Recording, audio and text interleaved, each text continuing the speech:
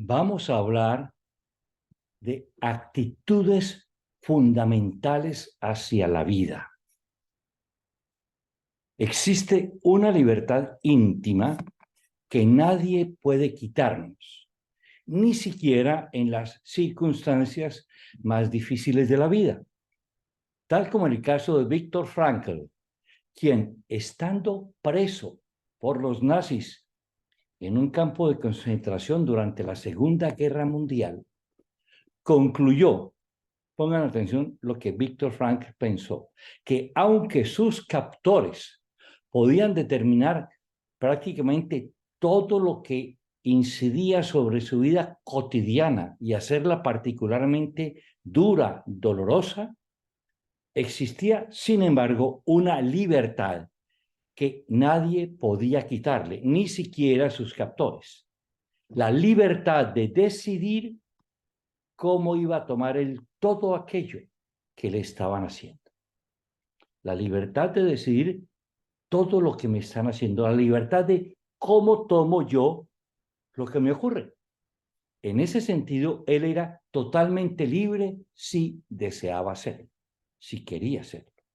O como en el caso de Mahatma Gandhi, cuando le decía a los ingleses en su lucha no violenta por la independencia de la India: ustedes pueden tener mi cadáver, pero nunca tendrán mi obediencia.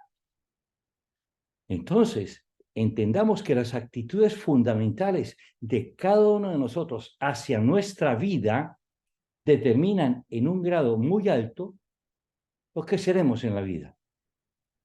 Vamos a plantear brevemente una serie de reflexiones, una serie de actitudes fundamentales, dirigiéndonos especialmente a las que tienen mayor impacto en nuestra vida profesional.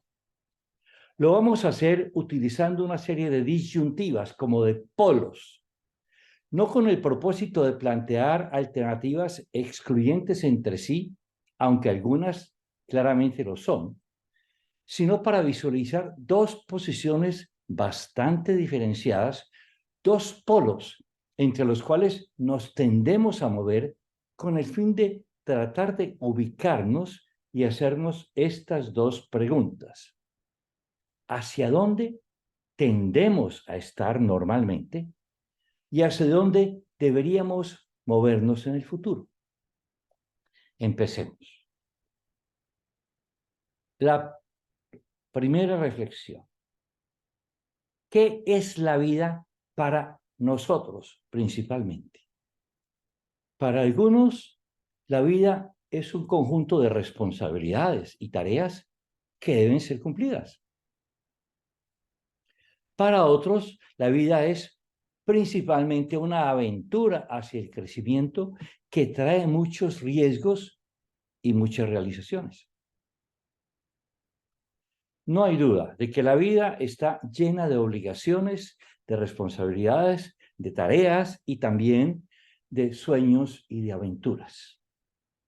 Tendemos a visualizar más nuestra vida como el cumplimiento de responsabilidades y tareas, o con más frecuencia nos inclinamos a percibir lo que es o lo que puede ser la gran aventura de nuestra vida.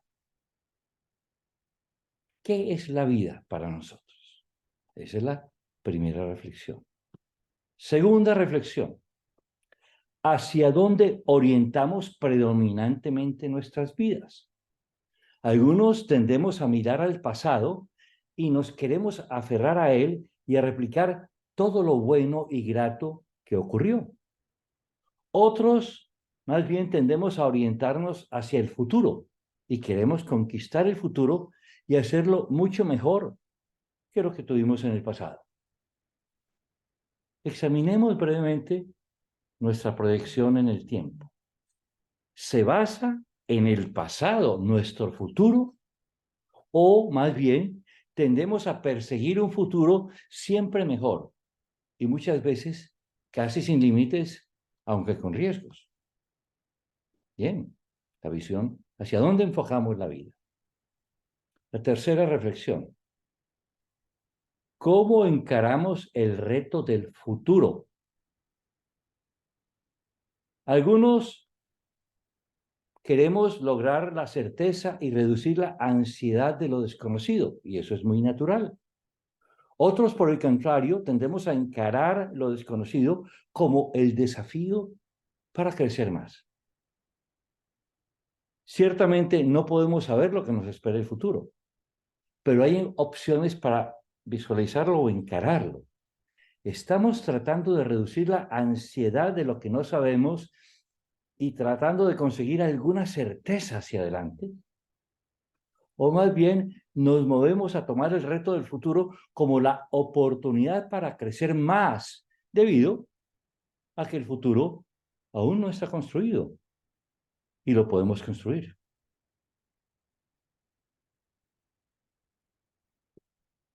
La cuarta reflexión.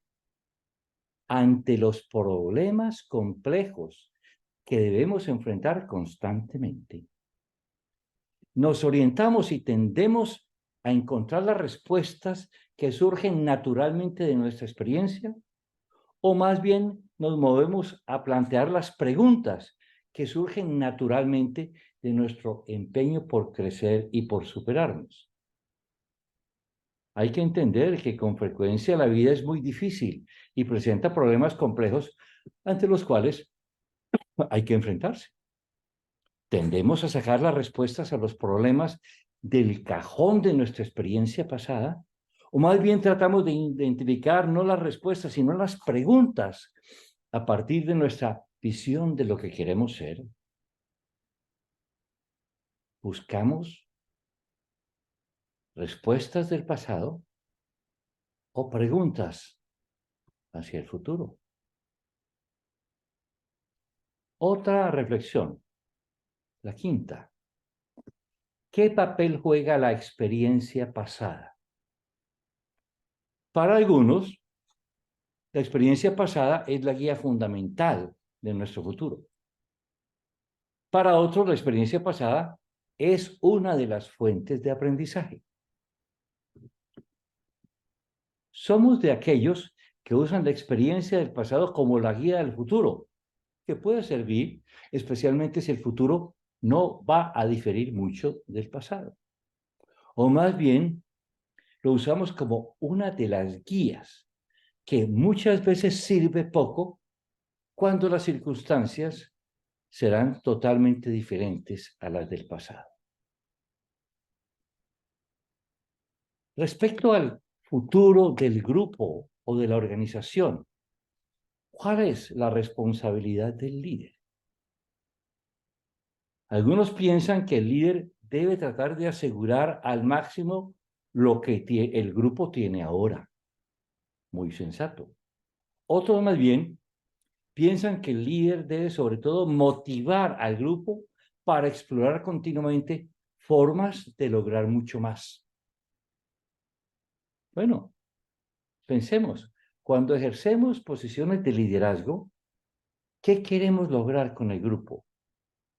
Algunos tendemos a enfatizar la necesidad de mantener y proteger lo que tenemos, mientras que otros tendemos a impulsar y a motivar al grupo para lograr mucho más, aunque esto naturalmente implica el riesgo de perder todo lo que hasta ese punto se haya realizado. Pensemos, ¿qué tendemos nosotros a enfatizar en esas circunstancias? La reflexión séptima.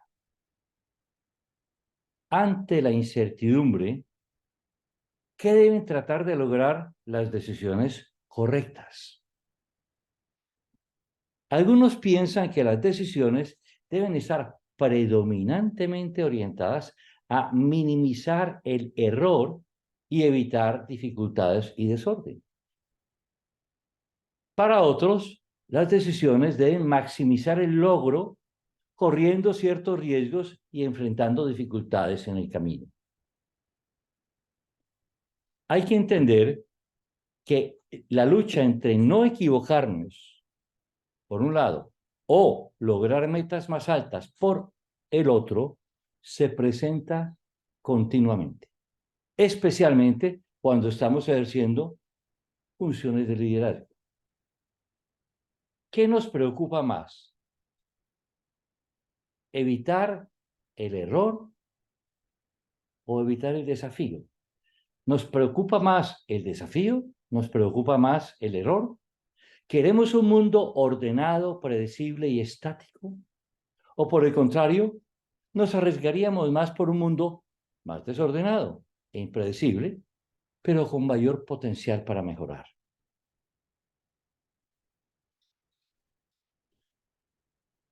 Veamos otra reflexión, la octava. ¿Cuál es el significado usual de la estrategia en una organización? Algunos tienden a considerar que la estrategia es principalmente planear, ordenar, programar, asignar y garantizar. Y otros consideran que estrategia es principalmente crear, visualizar, imaginar y soñar. Una de las tareas del gerente es dirigir la formulación y la ejecución de la estrategia de la empresa. ¿Cómo la concebimos? ¿Cómo la imaginamos? ¿Como el plan ordenado de las operaciones del futuro o como un esfuerzo de creación e imaginación de un nuevo futuro, probablemente diferente al pasado? Veamos la novena reflexión. ¿Cuál debe ser nuestra actitud cuando examinamos las posibilidades hacia el futuro, las posibilidades? Algunos consideramos que hay que ser ante todo realistas y tener la capacidad de ver, de entender las limitaciones que restringen nuestras posibilidades y debemos ajustarnos dentro de ello. Otros piensan o pensamos que debemos ser visionarios y tener la capacidad de ver y crear las innumerables oportunidades que se abren continuamente ante nuestros ojos. El vaso que tiene agua hasta la mitad puede verse siempre como medio lleno o medio vacío. ¿Cómo vemos nuestras posibilidades hacia el futuro? ¿Las vemos principalmente dentro de las limitaciones que nos impiden mejorar? ¿O las vemos más bien como muchas de estas limitaciones como oportunidades para superarlas? Hay una historia muy conocida de dos vendedores de calzado que fueron enviados por sus respectivas empresas a un país relativamente atrasado a examinar el potencial futuro del mercado. El primero de ellos, después de hacer la visita, envió el siguiente mensaje: en este país nadie usa zapatos o casi nadie usa zapatos. No hay mercado. El otro vendedor envió el siguiente mensaje: en este país nadie o casi nadie usa zapatos. Fantástico mercado.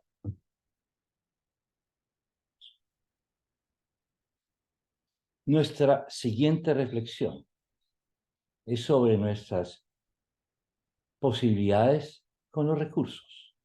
¿Qué posibilidades consideramos usualmente que existen para la distribución de bienes y recursos de la sociedad o de la empresa? Algunos de nosotros tendemos principalmente hacia la actitud que podría denominarse mentalidad de escasez, pues consideramos que para que alguien gane algo, generalmente otro tiene que perder ese algo. Otros tienden a tener la mentalidad de abundancia. Creemos que usualmente es posible encontrar nuevas formas para que todos se beneficien. Esta es una actitud fundamental para las negociaciones. Quienes consideran el pastel de tamaño fijo no pueden concebir que una de las partes gane a menos que la otra parte pierda. Para ellos la vida es un juego suma cero. Y con frecuencia las circunstancias lo demuestran así. Otros consideran que aún bajo las circunstancias más difíciles siempre es posible encontrar respuestas en las cuales las dos partes ganan. Para ellos, la vida es un juego de suma de suma positiva y con frecuencia lo logran y lo es. ¿Cuál es nuestra actitud predominante? ¿Hacia dónde tendemos a movernos sobre las posibilidades en distribución de bienes y servicios que tiene la sociedad o los que tiene nuestra empresa? O también en una negociación. ¿Es suma cero? ¿Es suma positiva? ¿Cuál será? Ahora, pensando ya en nuestras propias limitaciones o la de nuestro grupo u organización, ¿cómo las enfrentamos? Esta es otra reflexión. Somos de los que tienden a pensar, soy pequeño, o nuestra empresa es pequeña, o nuestro país es pequeño y por lo tanto no podemos hacer nada o realmente podemos hacer muy poco.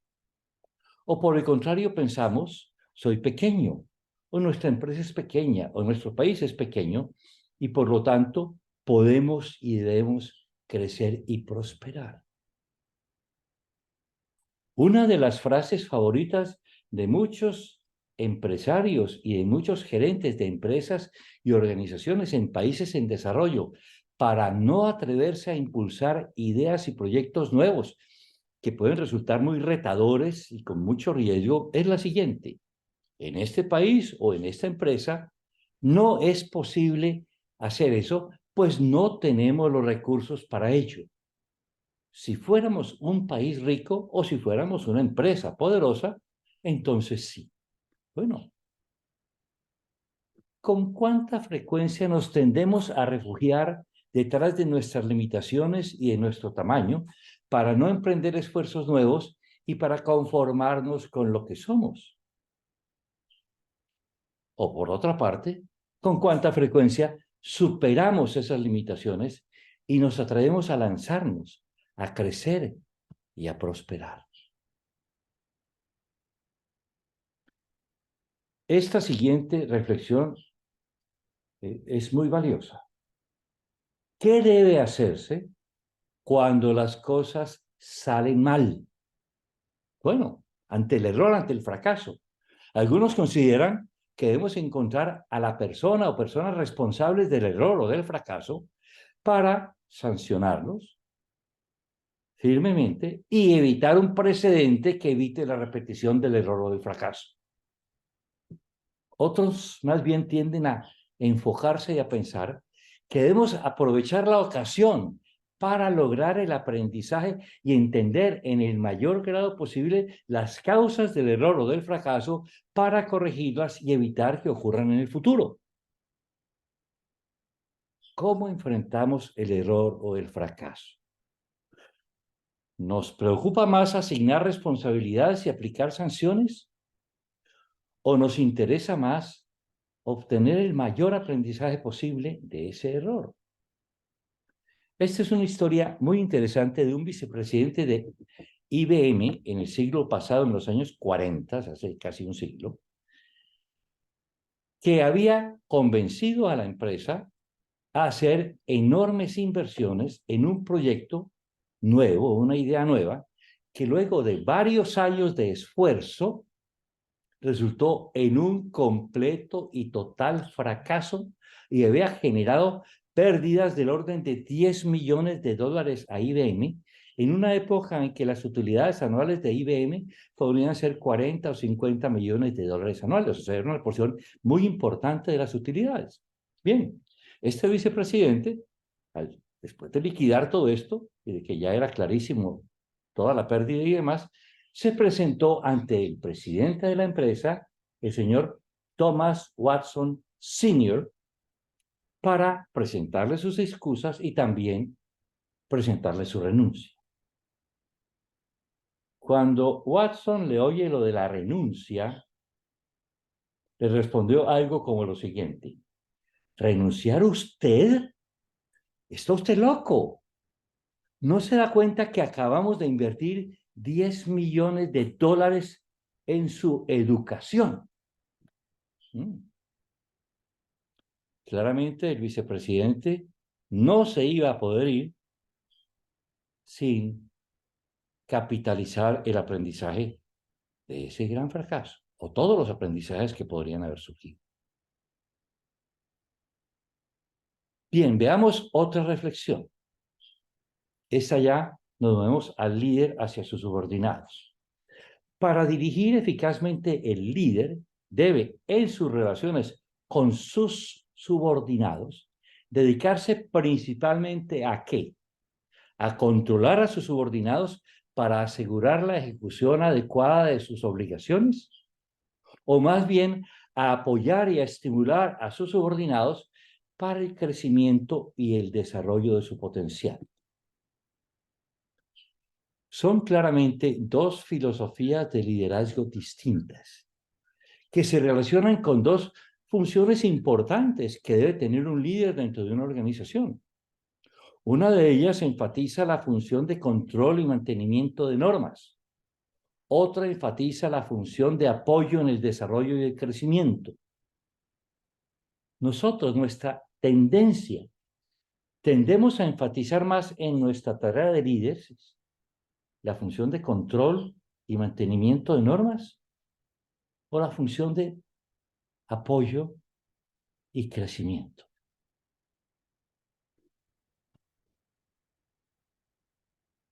Nuestra siguiente reflexión. También en la composición del grupo. Para que un grupo o una organización prospere, se requiere que en la composición de sus miembros exista la mayor homogeneidad, la mayor uniformidad en sus puntos de vista, de manera que se minimice el debate y la disensión y se fortalezca una visión única, una altísima cohesión. O por el contrario, se quiere que exista suficiente variación, suficiente diversidad entre los puntos de vista de los miembros, excepto, atención, excepto en los valores y principios fundamentales del grupo o de la organización. En eso no puede haber porque no habría grupo u organización, en eso debe haber una cohesión alta, pero en lo demás, suficiente variedad que estimule el debate y permita explorar diferentes perspectivas. Hay que entender que en las organizaciones la presión hacia la uniformidad, hacia la homogeneidad, hacia la conformidad es muy fuerte, porque hace más fácil mantener el equilibrio entre los miembros del grupo o de la organización y reduce los conflictos potenciales. Sin embargo, el aprendizaje tiende a surgir mucho de diferentes perspectivas y formas de ver los asuntos y de la revisión continua de las premisas en que se basa la organización, lo que Peter Drucker denominó la teoría del negocio. La teoría del negocio no debe estar escrita en piedra, debe estar sujeta a revisiones si las circunstancias así lo ameritan. Nuestra tendencia, ¿cuál es? ¿Qué tanto tendemos a presionar hacia la homogeneidad, hacia la conformidad y la uniformidad en nuestros grupos y empresas? ¿O qué tanto somos capaces de vivir con heterogeneidad, debate y variedad, excepto en los asuntos fundamentales? ¿Hacia dónde nos tendemos a inclinar? Otra reflexión. Cuando una persona enfrenta circunstancias difíciles, digamos en su trabajo, cuya solución requeriría que él, por su parte, tome una acción que iría más allá de su autoridad formal. Cuando las circunstancias muestran que si va a actuar, en ese caso, tendería a exceder sus potestades. ¿Qué ocurre? ¿Qué le ocurre a usted? ¿Usted tiende o prefiere esperar para pedir permiso antes de actuar y no sobrepasar los límites formalmente establecidos? ¿Sí? ¿O usted tiende, por el contrario, a actuar ante la emergencia y arriesgarse a tener que pedir perdón o a ser sancionado si las cosas salen mal por lo que usted hizo o si es acusado de haberse extralimitado en sus funciones, en sus potestades.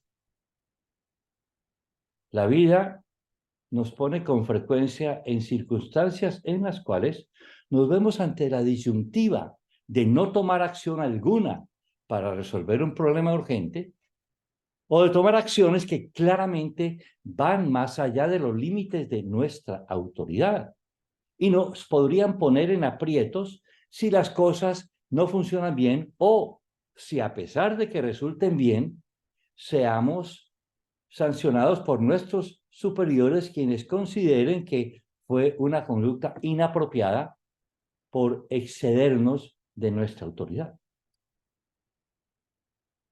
¿Cuál de los dos riesgos tiende a ser mayor para nosotros? Que el problema no se resuelva oportunamente y cause daños potencialmente graves. O que nuestra acción no arriesgada no resuelve el problema. Y si lo hace aún así, enfrentamos sanciones por nuestra osadía. ¿Qué tendemos a preferir o hacer con más frecuencia? ¿Esperar para pedir permiso o actuar para tal vez tener que pedir perdón? Entre pedir permiso y tener que pedir perdón. Veamos una reflexión sobre el fundamento de la autoridad eficaz en un grupo u una organización. El ejercicio de la autoridad eficaz en un grupo o en una organización, ¿en qué se fundamenta? Algunos tienden a pensar que se fundamenta en el dominio del jefe sobre sus subordinados y en la sumisión y lealtad personal de los subordinados hacia el jefe. Otros piensan que se fundamenta en el servicio al desarrollo de la organización y de quienes están bajo sus órdenes y la anuencia voluntaria de estos a obedecer. ¿Qué tan predominante es en nuestra escala de valores el llamado principio de autoridad? ¿Qué tan intocables queremos ser como jefes? ¿Queremos principalmente dominar o queremos principalmente servir? ¿Pedimos lealtad y sumisión o preferimos la anuencia voluntaria? ¿Cómo percibimos las críticas de nuestros subordinados? ¿Cómo tendemos a percibirlas? ¿Nos movemos a pensar que son falta de lealtad e insubordinación? ¿O nos movemos a pensar que es una muestra de criterio propio y honestidad? ¿Qué entorno alrededor nuestro nos parece más atractivo, más valioso? ¿Queremos cortesanos a nuestro alrededor que nos digan lo que queremos oír? ¿O queremos hombres libres que nos digan lo que honestamente piensan? ¿Queremos cortesanos, principalmente? ¿O queremos hombres libres, principalmente? Otra reflexión.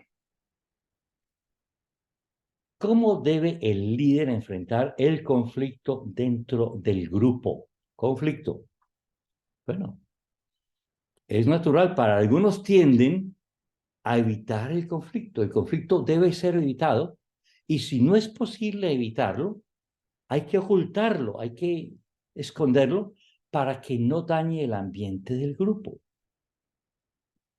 Otros más bien tienden a pensar que el conflicto debe ser confrontado directa y abiertamente para atenderlo y para utilizarlo como un medio que fortalezca al grupo y aclare los valores fundamentales.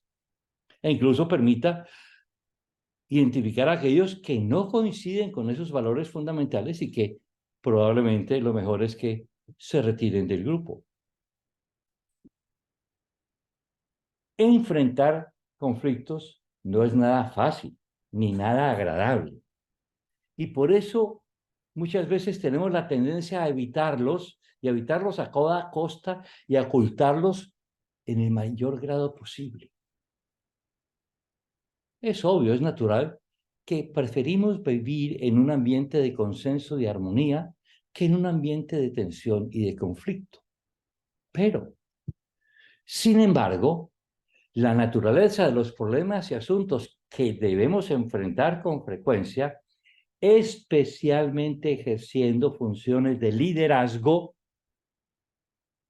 hacen que existan diferencias legítimas y fuertes de perspectivas e intereses entre los miembros del grupo, entre los involucrados. En esas circunstancias, ¿cuál tiende a ser nuestra tendencia más usual? Evitar el conflicto al máximo y, si no lo pudiéramos evitar, ocultarlo, soslayarlo, dejarlo de lado, posponerlo. O, más bien, tendemos a preferir confrontar directa y abiertamente el conflicto para que salgan a la luz las principales diferencias y se use el conflicto para fortalecer el grupo y aclarar los valores fundamentales e incluso, si es necesario, ajustar la composición del grupo.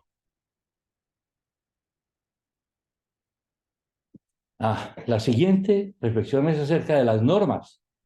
Normas son interesantes e importantes. ¿Para qué son las normas? Tendemos a pensar que las normas son para ser cumplidas fielmente siempre, tal como han sido estipuladas, pues de lo contrario, no son normas, se vuelven ineficaces. Mientras que otros consideran que las normas deben guiar nuestro comportamiento en conjunto con nuestros valores y nuestros principios en los cuales deben estar fundamentadas. Resulta obvio que toda organización requiere normas que guíen el comportamiento de sus miembros y permitan fijar expectativas mutuamente compatibles y realizables. La predictibilidad de la conducta en una organización es muy importante. En la medida en que las normas sean conocidas y respetadas por todos, se incrementa ese capital común de la organización y su capacidad de acción concertada es muchísimo mayor. Eso es cierto. Sin embargo, existen con frecuencia ocasiones en las cuales las normas son retadas por algunos miembros. ¿Cuál es nuestra actitud más común cuando se presentan ese tipo de retos? Sostener que las normas están para ser cumplidas y que por lo tanto ese reto es inapropiado, pues solo trata de debilitar el consenso interno, la armonía que existe en la organización para favorecer a unos pocos disidentes ocasionales.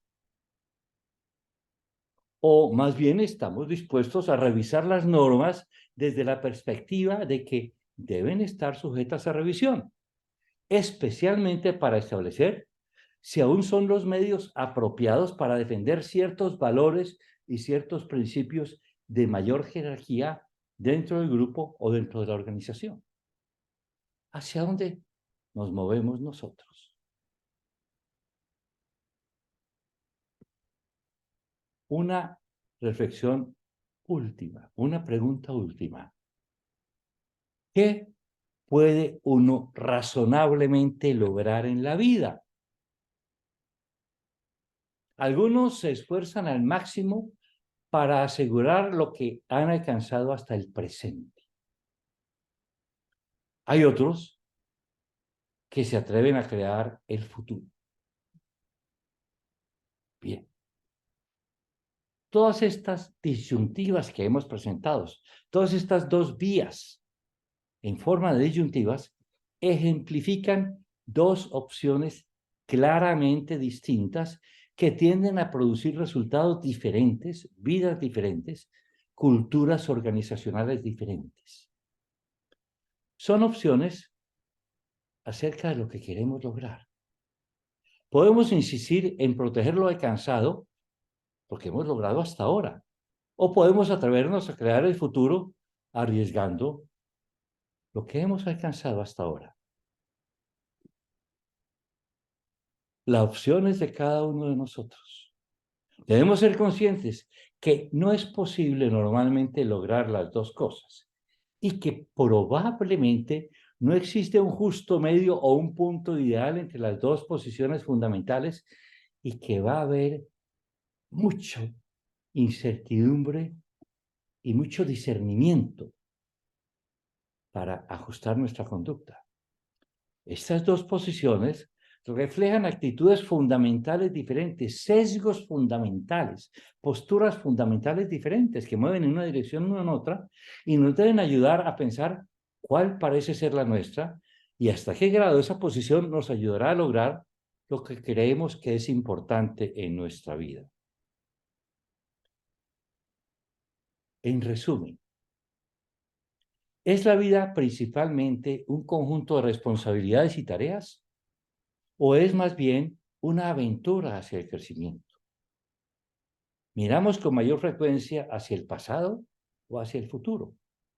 ¿Nos esforzamos más en lograr la certeza o en encarar el desafío de lo desconocido?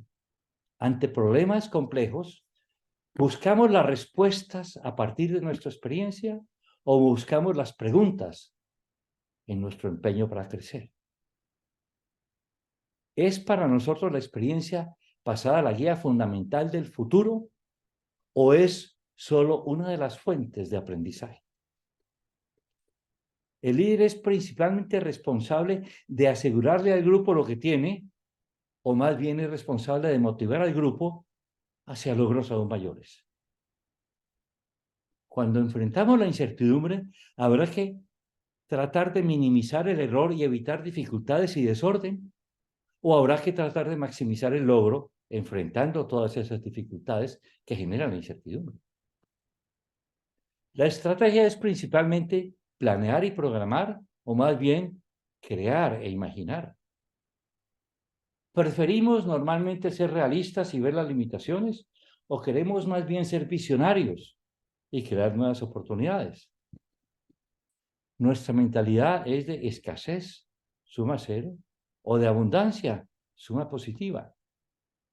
Reconocemos que somos pequeños y por lo tanto no hacemos casi nada, o reconocemos que somos pequeños y vemos posibilidades de crecer. ¿Perseguimos al culpable del error o tratamos de aprender del error? ¿Hacia dónde nos movemos? ¿Creemos que el líder debe principalmente controlar a sus subordinados o que debe apoyarlos hacia su desarrollo?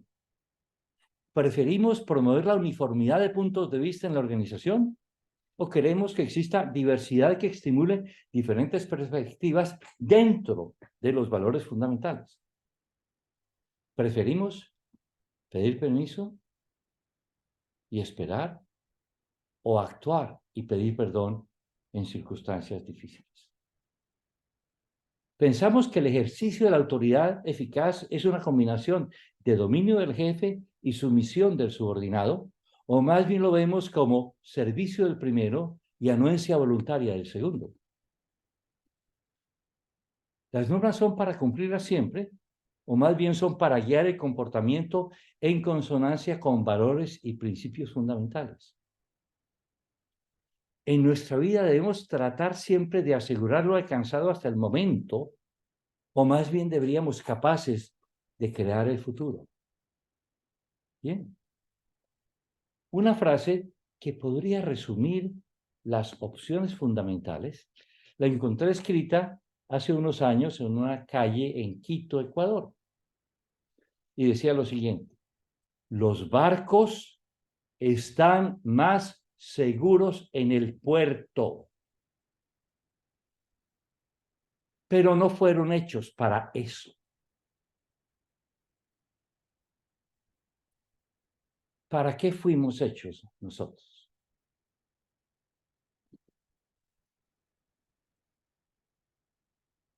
Muchas gracias.